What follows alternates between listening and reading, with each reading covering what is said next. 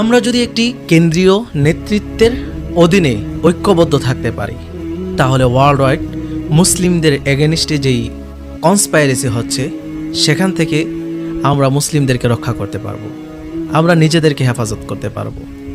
Otherwise মুসলিমদের এই করুণ পরিস্থিতি থেকে, আমাদের নিজেদের এই নাজেহাল অবস্থা থেকে কখনোই আমাদের নিজেদেরকে হেফাজত করা পসিবল নয়।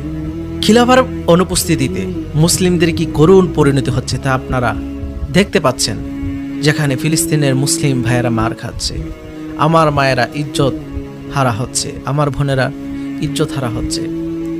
প্রতিনিয়ত মুসলিমদের রক্তে ফিলিস্তিনের রাজপথগুলো রঞ্জিত হচ্ছে, গাজায় মুসলিমরা মার খাচ্ছে, পৃথিবীর বিভিন্ন জায়গায় মুসলিমরা মার খাচ্ছে। তার প্রধান কারণ হচ্ছে মুসলিমদেরকে নেতৃত্ব দেওয়ার মতো কোনো কেন্দ্রীয় লিডার নাই। দ্যাটস ওয়াই খিলাফার বিকল্প আর কোনো পদ্ধতি নেই যেই পদ্ধতির মাধ্যমে মুসলমানদেরকে এই করুণ পরিস্থিতির হাত থেকে রক্ষা করা যায়।